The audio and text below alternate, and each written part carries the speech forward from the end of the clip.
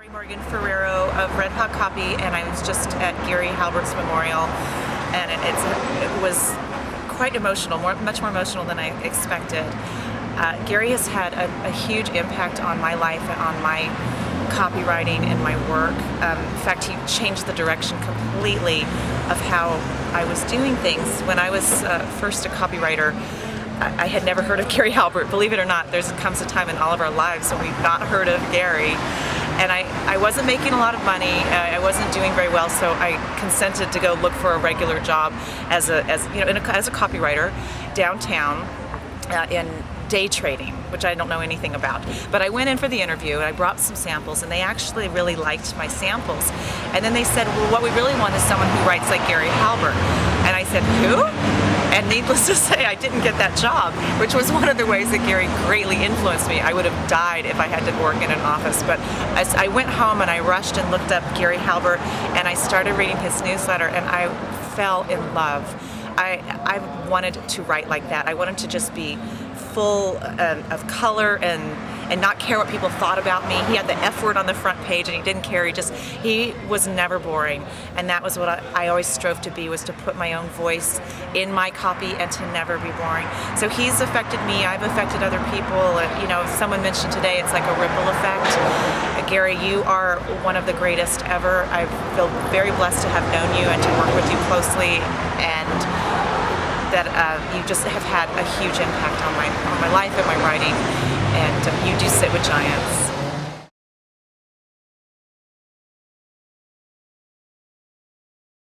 He asked me to speak at one of his seminars in Orlando, and I was nervous about talking, and he said, I'm going to give you one secret now, and if you pull this off, it's all going to be a success. Just before the elevator doors open, he said, just don't fuck everything up. Okay. That's the secret.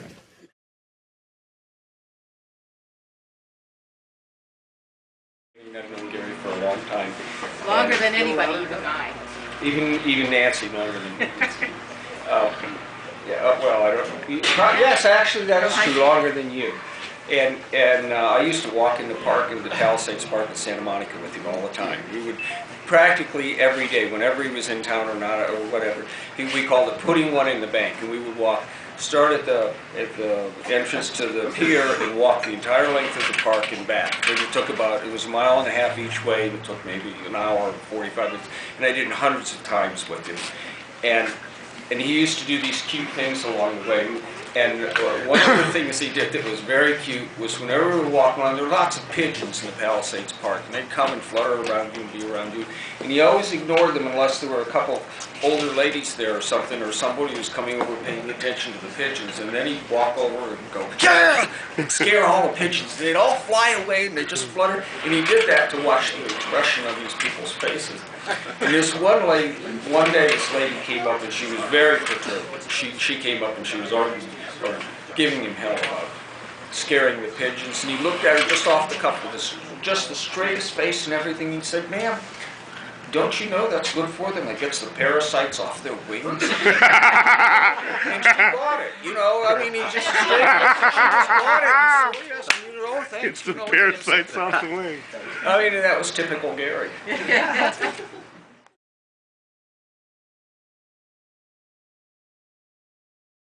I just had to tell that Amit story and I'll share one more story because some people have asked me about this. Gary called me the seeing eye Jew in a few of his last newsletters, and I'll just tell the story to explain it because some people ask. The thing is, Gary can never find any of this stuff. And I spent half the day looking for his glasses, or for the remote, or for him sometimes. I spent half the day looking for him. But I remember when he went to Tennessee to get his eyes fixed and get new contacts, and I was so happy because I thought, finally, he's going to be able to see and maybe find something, and I won't have to read to him anymore. And and it was really like I waited so long for that, and I was excited. And we finally get his eyes fixed, and he gets his new contacts, and we get back. But suddenly I realized the next day he could never find his contacts. And so I remained a seeing eye Jew to the end.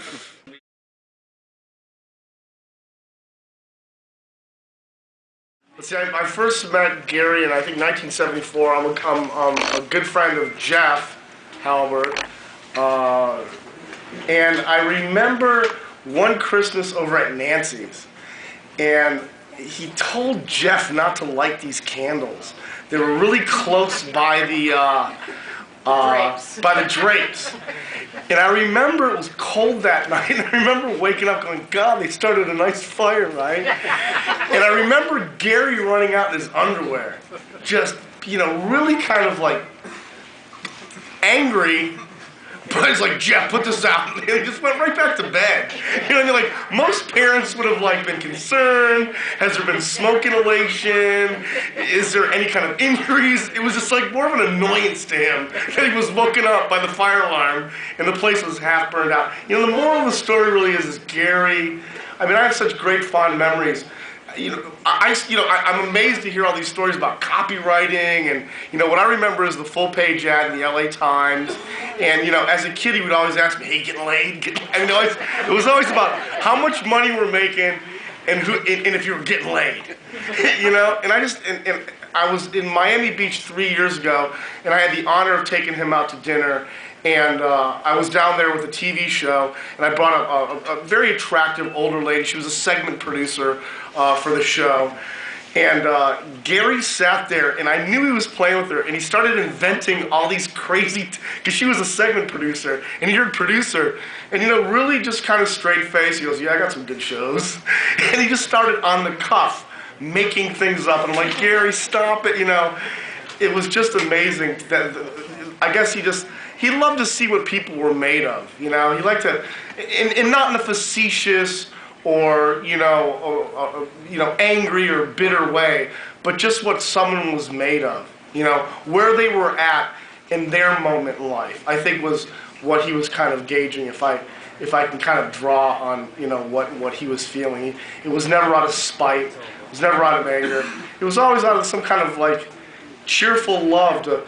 Almost like the Parasite story, just to kind of push you along and make you realize that live life now, I remember going into his apartment. For me, I'm very rule-oriented, he a very uptight Shaw. My last name's Big Shaw. Jeff would call me uptight Shaw. Everything's regimented. But he would go to Gary's place, and I tell you, if it wasn't first class, he wasn't going to play. The plasma TV, couch, everything was always first class and sparse, like you could just pick up and leave tomorrow, but in a way, he really knew what was important in life, and that was friendship. What I heard today was he had a lot of friends, and I have a lot of great memories as a kid growing up because I didn't have a father, and Gary was there. In his I was from Michigan. It was wipe your feet, here's some potato chips. At the Halbert house, it was none of that. It's hey, we'll give you a quarter to open up these envelopes. I'm splitting. If you're going to get high, do it here. I'll beat the shit out of you. Jeff, I know you're going to party here tonight.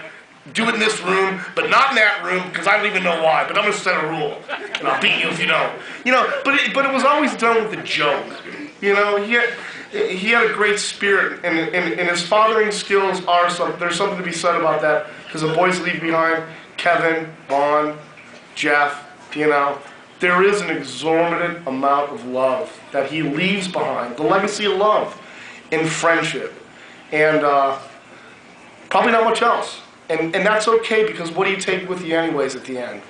But a great diamond, a great memory. And Gary was brilliant at giving everybody a diamond. He always had a way of making you feel important when you left. And I like that about him. He could rile you too, man. He could beat you up and be a jerk, be a fucker. Don't we get a cheer on that? A weasel, but the guy was such an incredible human being. And thank you for the stories from what he did for a living, because I never knew. He just had a way of diverting, when he would interview. I always felt like I was on a TV show with him. What are you doing? What's happening? And that made you feel important. And Gary will be missed, and hopefully we'll see you soon.